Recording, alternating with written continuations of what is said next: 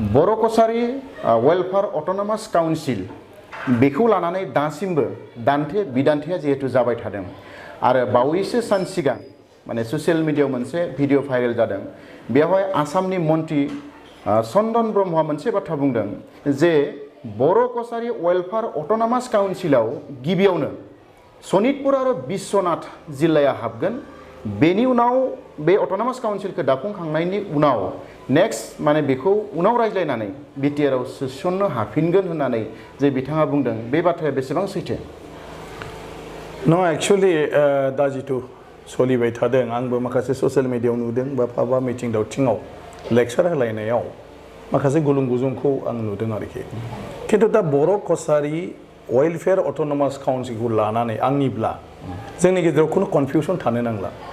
बर' कसारि welfare autonomous काउन्सिलखौ लानानै बिनि बिलखौ लाबोनायनि सायाव जोंनि बिपिएफनि दैदेनगिरिजों आरो इउबिपिअजों माने मोनसे कमप्लेक्टआव फैदोंमोन आरोखि इउबिपिअआ लुगैदोंमोन जे दाख्लैनि सेसनावनो गभर्नमेन्टआ खालामनो नागिरनाय बायदि बर' कसारि वेलफेयार अट'नमास काउन्सिलनि बिला पास जानांगौ नाथाय बिपिएफनिफ्राय बा डब्लिउपिटिबिसि मिनिस्टार बिथाङा बे समाव माने बे बिलखौ पास माने खामा होननानै थाबाय बेवहाय बायदिसिना राजखान्थि बाथ्रा थाबाय आं गोदानै आरो बेफोरखौ बुंफिनबाय थानो नागिराखै बेनि माखासे जाहोनफोर बेफोर बायदिसिना बाथ्रा बुंलायनाय जादों खिन्थु खोथाया जाहैबाय दा स्पष्ट बिनि उनाव इउबिपिअआ माने आसाम गभर्नमेन्टजों रायलायबाय थादों जेराव आंनि जे बेवहाय इनभल्भ दंफायो गतिके बे हिसाबै बर' कसारि वेलफेयार अट'नमास काउन्सिला दा माने गभर्नरनि नटिफिकेशनजों फार्स्ट दाजासिगोन आरो बेखौ अलरेडि आसाम केबिनेटआव पास खालामबाय आरो 6 मासनि गेजेराव जिहेतु अर्डिनेन्स होयोब्ला बिला पास जानांगौ बेखौ नेक्स्ट जेब्ला माने सेसना फैयो होमब्ला बेवहाय माने एसेम्ब्लियावबो पास जासिगोन दा बे जितु सनितपुर जिल्ला आरो बिश्वनाथ जिल्ला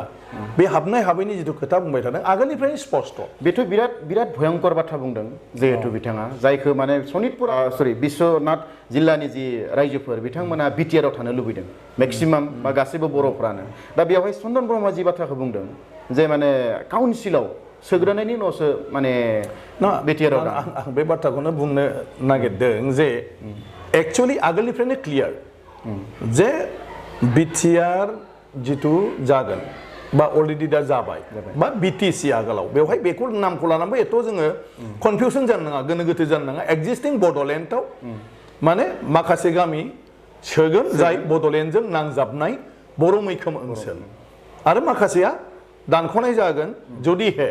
बेवहाय बर' खम सुबुंनि मानसि आरो जेनेरेल मानसिया बारा थायोब्ला आरो बेयो जुदि सिमनायाव माने दानख'थावथाव रोखोमनि दङब्ला आरो बिनि थाखाय मोनसे कमिसन दानाय गतिके बे हिसाबै दा कमिसन दागोन आरो कमिसन दायोब्ला सनितपुर आरो माने बिश्वनाथ डिस्ट्रिक्ट मोननैनि जि बर' गामिफोर दं बेखौ बड'लेण्डआव सोगोन बे जाहैबाय बर' गोरोबथानि माने सावरायनायनि बेलायाव सेन्ट्रेल गभर्नमेन्ट आरो आसाम गभर्नमेन्टजों मा गनायजानाय आरो खोथा होजाखानाय बाथ्रा आरो बिनि थाखायनो दा कमिसनखौ दानाय जाबाय दा बेखौ लानानै बिटिआरआव हाबग्रोगोन ना बर' कसारि अट'नमास काउन्सिलाव हाबग्रोगोन बिनि जिथु बाथ्रा जाबाय थादों एक्चुअलि बेयाव जेरैबायदि खोथाफोरखौ बुंबाय थादों बिदि नङा खोथाया जाहैबाय जे फार्स्ट जिथु बिटिआर बा बिटिसि बे बिटिसिआव बेसेबां सनितपुर आरो बिश्वनाथनि गामिफोरखौ सोनो हायो बेखौ कमिसना थिग खालामग्रोगोन जुदि गासैबो बर' गामिया हाबोबा बे बड'लेण्डआवनो हाबजोबसिगोन बे मोननै डिस्ट्रिक्टआ बिटिआरआव फैसिगोन आरोखि जुदिहे माबा मोनसे कारनाव जिथु क्राइटेरिया होदों बे क्राइटेरिया मथे जुदि मोनफा मोननै गामिया थालाङोब्ला अब्ला बेखौ देनांहाय बर' कसारि अट'नमास काउन्सिलाव सोनाय जागोन बे आगोलनिफ्रायनो क्लियार आरो दाख्लैनो एक्टआव बेखौ लाबोखानो नागिरदोंमोन बेखौ मेनसन खालामनो नागिरदोंमोन आरो दा आपातत जिथु दाख्लैहाय केबिनेटआ अर्डिनेन्स होनो थाखाय जिथु माने ड्राफ्टखौ पास खालामबाय बे ड्राफ्टआव केबिनेटआव स्पष्ट भाबै डिसिसनानो माने जाखाबाय जे आपातत बर' कसारि अट'नमास काउन्सिल जिथु दा अर्डिनेन्सनि गेजेरजों दाजागोन बेवहाय सनितपुर आरो बिश्वनाथनि गामिया हाबनाय नङा आरो उनावहाय बेखौ जेब्ला सोयो अब्ला केबिनेटआसो डिसिसन लानानै सोगोन आरो बेखौ मानो लाखिदों बायसेन्स जुदि बिटिआरआव हाबजोबाब्ला मोनफा मोननै गामि थायोब्ला बेखौ उनावहाय गभर्नमेन्टआ आरोबाव सोफिनगोन माने बर' कसारियाव खिन्थु दा गासिबो बिटिआरनि थाखाय बिसिनि गामिया माने बिजिर जाग्रोगोन दा बेखौ आं बुंनायल' नङा नैबे जाहैबाय दाख्लैनि केबिनेटनि माइनुट्स आरो बे केबिनेटनि माइनुट्सआव जुदि नोंथांमोना मोजाङै नायो नुगोन बेवहाय स्पष्ट भाबै माबायाव लिरनाय दं बेवहाय आं मोनसे बाथ्रा बुंनि दा बे केबिनेटआवहाय मा रायज्लायनाय जादों इउबिपिनि आफादगिरि एबसु बा नोंथांमोनखौ माने जेबो मोनथिया होननानै बुंदों दा बेवहाय जिहेतु माइनुट्सआ ओंखारबाय बा बेवहाय नोंथांनि आखायाव कपिया दङ नङा होमबा दा बेनि बेलायाव नोंथाङा मा बुङो मोनथिया नामा इउबिपिआव आं आरो इउबिपिअ केबिनेटनि सिगांनो बे ड्राफ्टखौ जों मोनथिगौ आरो बे ड्राफ्टखौ जोंनो निजे थालायनानैबो एडभाइस होनाय जादों जे बे बुस्थुखौ माने माब्रैहाय खालामोब्ला सनितपुर आरो बिश्वनाथनि रायजोफ्रा उसुबिदायाव गोग्लैनाय नङा बेनिखायनो सनितपुर आरो बिश्वनाथआ दा बर' कसारि अट'नमास काउन्सिलाव हाबा खिन्थु माब्लाबा भबिष्यतआव जुदि बर' कसारि अट'नमास काउन्सिलाव जुदि हाबनोब्ला बा हाबनांगौनि सिचुएसन फैयोब्ला उनावहाय गभर्नमेन्टआ बेखौ सोनाय जागोन बेखौबो एक्टआव दा दोनखानाय जाबाय आरोखि एक्टआव दा हाबा खिन्थु मालाबा हाबोब्ला थारमाने सनितपुरनि रायजोआ जुदि मालाबा सानो जे जोंनिया माने बर' कसारि अट'नमास काउन्सिलाव जुदि बड'लेण्डआव हाबाबा हाबनांगौ आदारवाइज बर' कसारि माने मा होनो बाइचान्स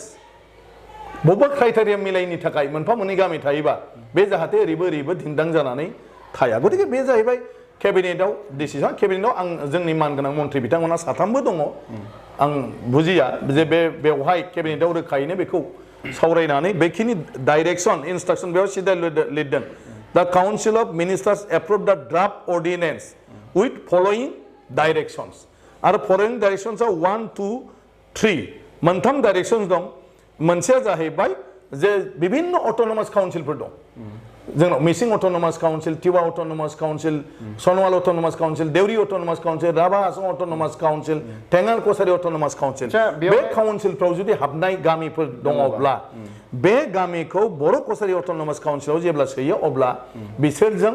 माने कनसालटेसन खालामनाय जागोन खिन्थु बेवहायबो माखासे बाथ्रा ओंखारदों हाग्रामा महिलारिया बुंदों जे 6टा जितु अट'नमास काउन्सिल दङ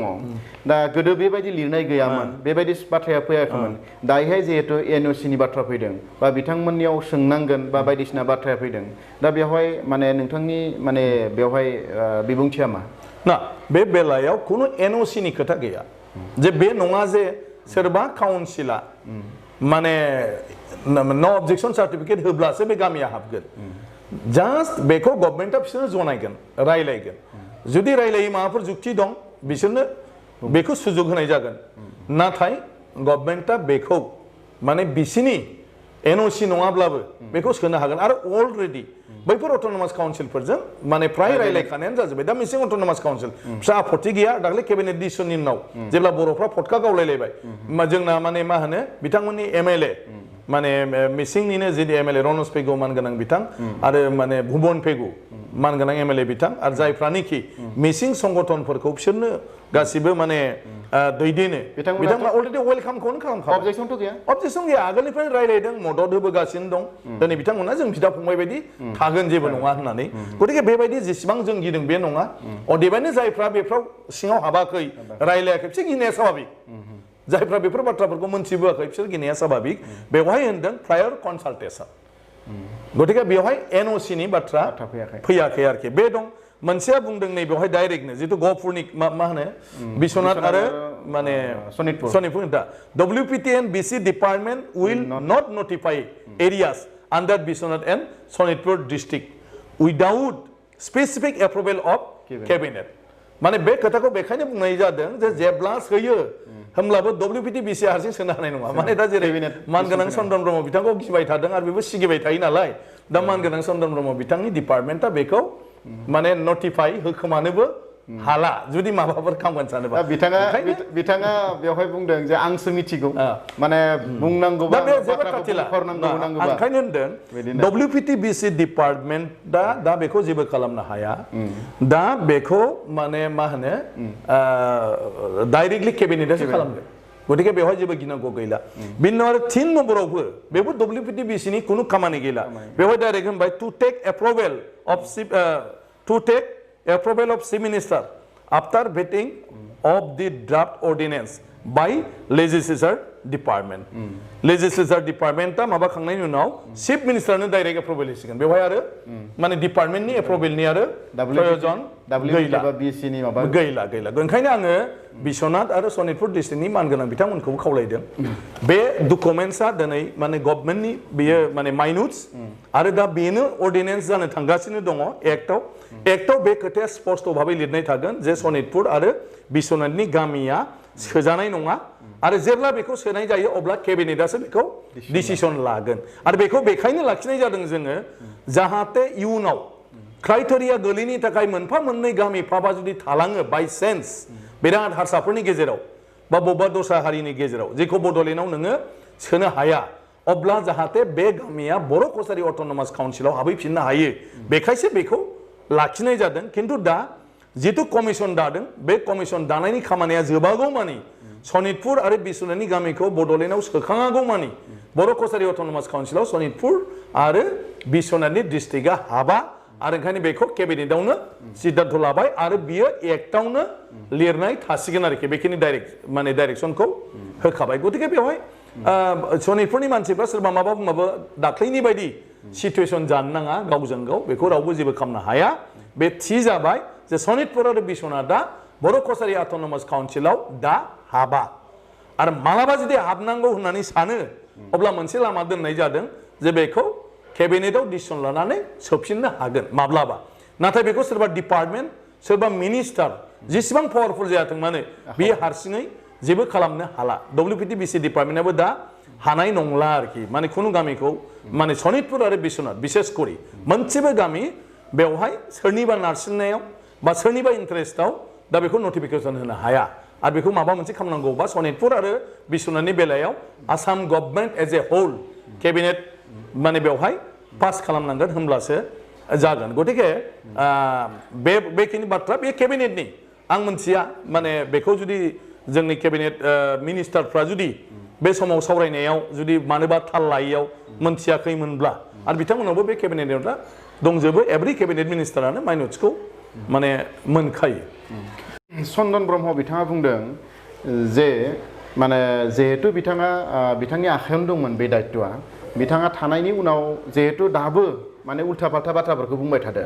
नेक्स्ट माने केबिनेटफोर जिरायोब्ला बेबायदि केबिनेट जिरायनो गोनां जायोब्ला बेवहाय माने जिहेतु BPFनि साथाम मिनिस्टार दङ बिथांमोना माबाफोर उल्था फाल्था खालामफिननो हानायनि सुजुग बा सुबिदाफोर बेबायदि दंबावो नामा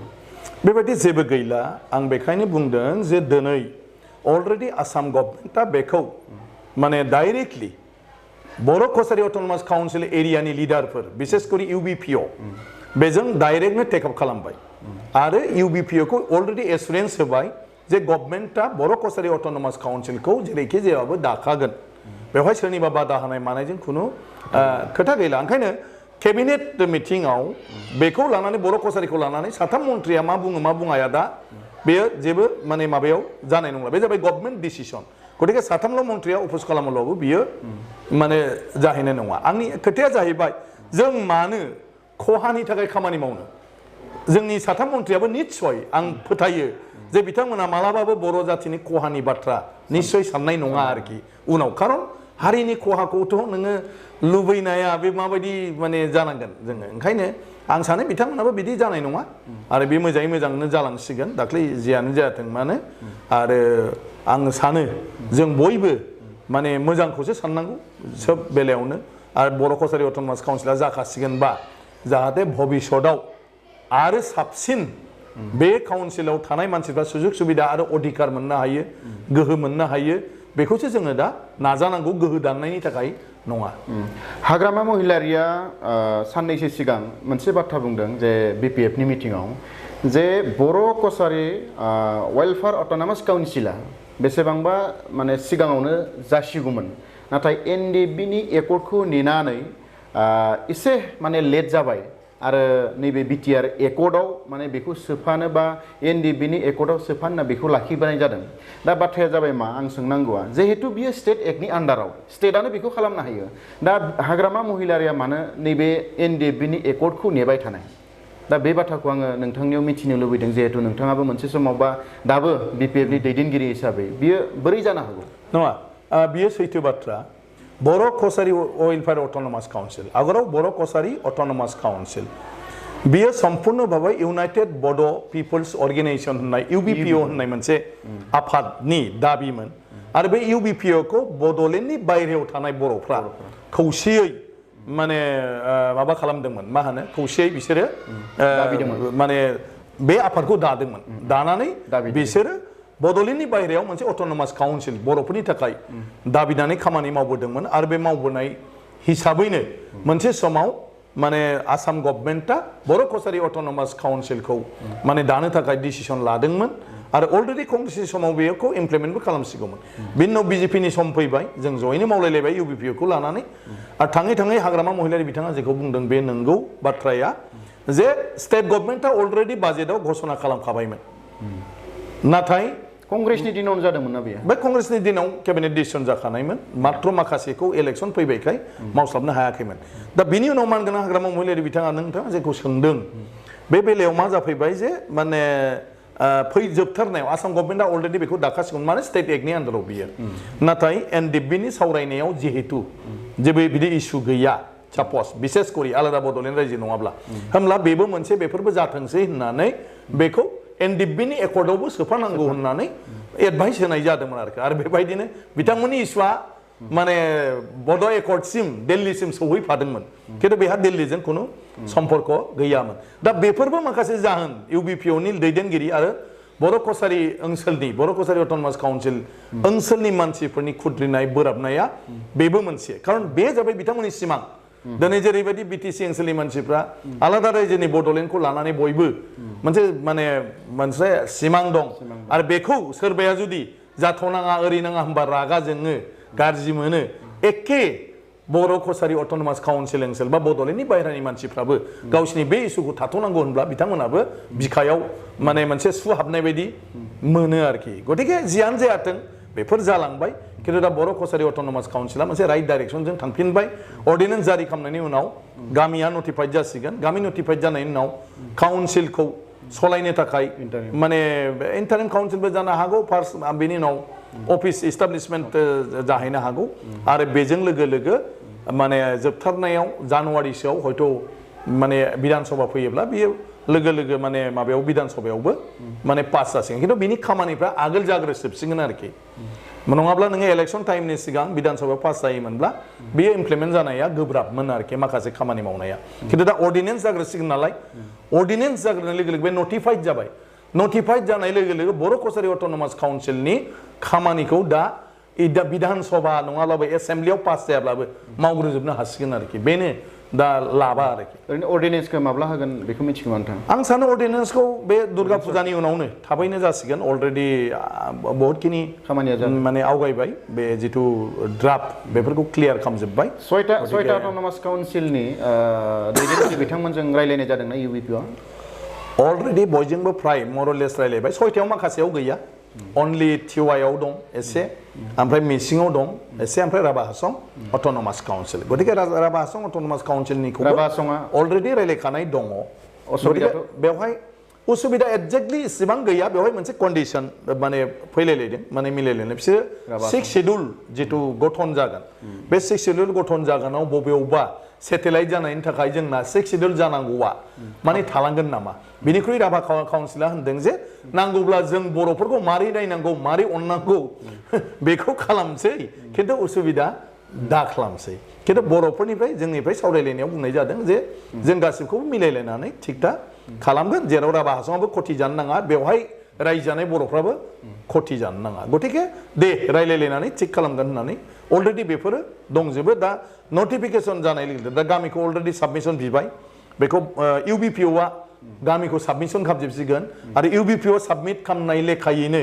गासैबो कनसार्न डिपुटि कमिशनारफोरनो बे गामिखौ प्रपारलि चेक खालामनानै फाइनाल खालामनानै हरनो थाखाय हरसिगोन आरो होमब्लानो बै जिथु काउन्सिलफ्राव थानाय माने गामिफोर दं बे गामिफोरनि सायाव जुदि मोनफा मोननै माबाफोर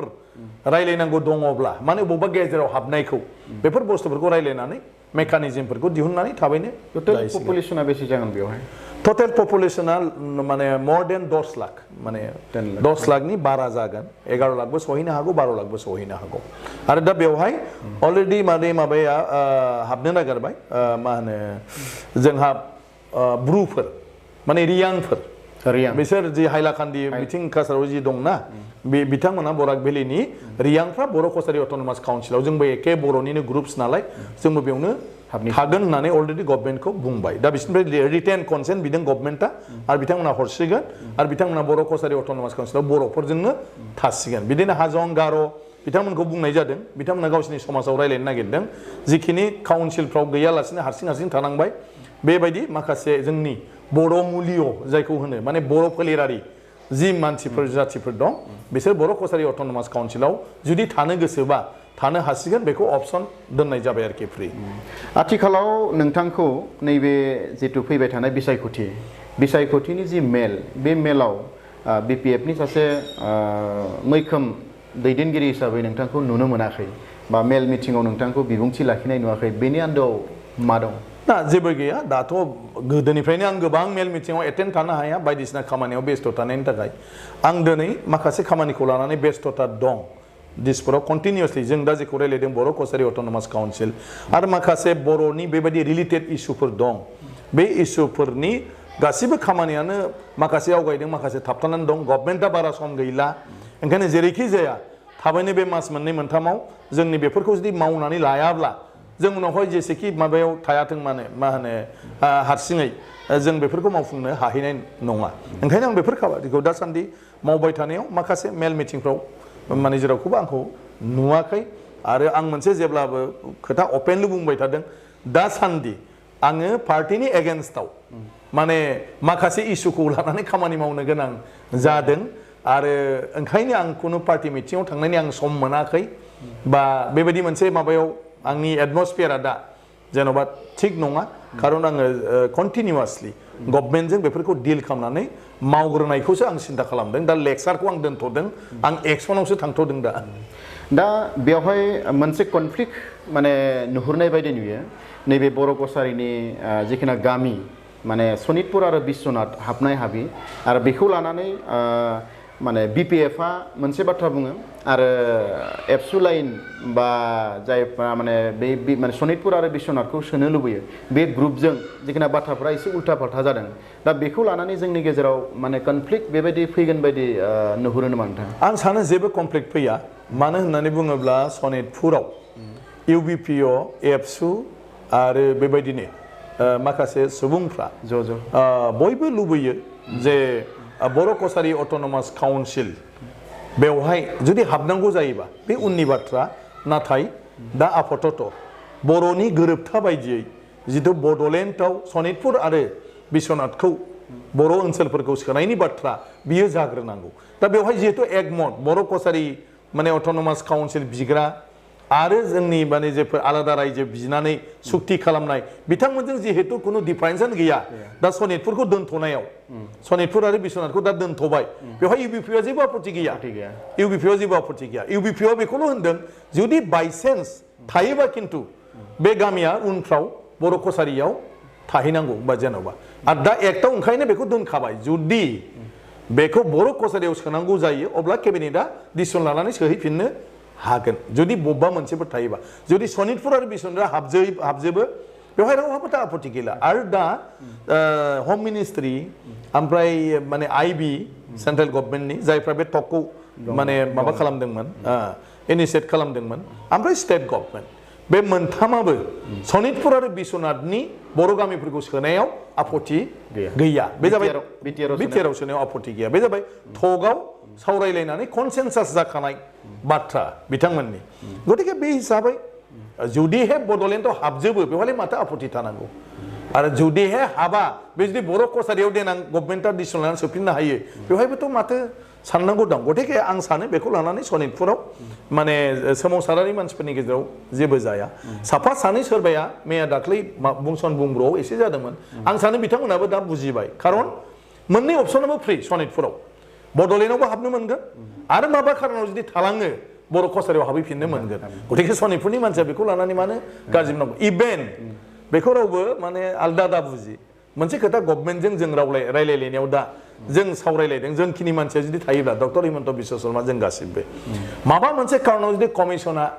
गोबाव जायो माने बड'लेण्डनि डिसिसना आरो होमबा जुदि सनितपुर आरो बिश्वनाथनि मानसिफ्रा गामि दानख'नाय सोनायनि सायाव ना बे बेलायाव बे दानख'नाय सोनायनि बेलायाव जुदि सनितपुर आरो बिश्वनाथनि रायजोआ ज' जानानै मालाबा जुदि बुङो जे जों बे कमिसननिखौ नेबाय थाया जोंखौ बर' कसारियावनो सोनानै दोनग्रोथ'दो होमब्लाबो बिसोरखौ बर' कसारि अट'नमास काउन्सिलाव सोहैफिनगोन आरोखि गतिके जेबो गिनो नाङा दा माबायाव बिटिआरआव बिथांमोना हाबनायनि फार्स्ट खाबुखौ मोनगोन माबा मोनसे खारनाव जुदि बिथांमोना सेटिसफाइड नङा बा हाबजाया माबा मोनसे खारनाव आं होननाया मानो बेवहाय क्राइटेरिया लिरनाय दं जे बबे बबे माबाया थानांगोन गतिके बोरैबा थालाङोबा आं होनदों मोनसे मोननै गामि बेबो बर' कसारियाव हाबहैफिनखागोन आरो सनितपुर आरो बिश्वनाथआ गावसोरनो दिनैबो जुदि माबा मोनसे जयै डिसिसन लायोबा बिसोर जेखौखि लाया दा सनितपुरनि रायजोफोरखौ आरो बिश्वनाथनि रायजोफोरखौ रेसपन्स होनानैनो दा बर' कसारि अट'नमास काउन्सिलाव बिनि गामिफोरखौ सोनाय जाथ'नाय नंला होननानै अलरेडि केबिनेटआव डिसिसन लाबाय आरो बेखौ जेब्ला सोनाय जायो होमब्ला केबिनेटआव बियो पास जानांगोन होननानै लिरनाय जाबाय माने रावबो हारसिंनि दालालि देवानिजों आरो बे गामिखौ सोनो हाला आरो जोबथारनायाव मोनसे सोंथि हाग्रामा महिलारिया मोनसे मेलाव बुंदों जे आथिखालाव माने आसाम सरकार सर्बानन्द सनोवाल एबा हिमन्त बिश्व शर्मा बा आसाम सरकारा बा मिनिस्टारफोरा हाग्रामा महिलारिनि जेबो बाथ्राया माने रज'लिया होननानै बिथाङा अजदों बे बाथ्राया बेसे सैथो नङा बेथ' गावबा गाव बेक्तिगतनिसो मोनदांथि बेनि सायाव आं जेबो बाथ्रा बुंनो साना गतिके बे बेलायाव बिथाङा बबे जाहोननि थाखाय बुंदों बा बिथाङा माबायदि फेस जादों इन्डिभिजुवेलि बेखौ माने बिथाङा गावसो माने बुंनो हागोन ओंखायनो बिथांनि जिथु मोनदांथि बेखौ बिथाङासो बुंनो हागोन जे बिथांनि बाथ्राया रज'यो ना रज'आ मा बाथ्रा बिथाङा बुंदों गतिके ना रायलायनायाव आं दं ना खोनानायाव आं दं ना जानाय जायैखौ आं नुदों गतिके आं बेनि बेलायाव माने बुंनो साना निश्चय बिथाङा मालाबा गावनि खुगाजों बिनि सायाव माने क्लियारिफिकेसन होगोन नोंथाङा जोंनो बे समाव खम समनि गेजेरावनो माखासे बाथ्रा मिथिहोबाय आरो गावनि गोनां समखौ दोननानैब्लाबो जोंनो माखासे सम होनायनि थाखाय नोंथांनो साबायखर जासिनानै दिनै जोंनि हाबाफारिखौ बेखिनियाव फोजोबबाय गोजोन्थों गोजोन्थों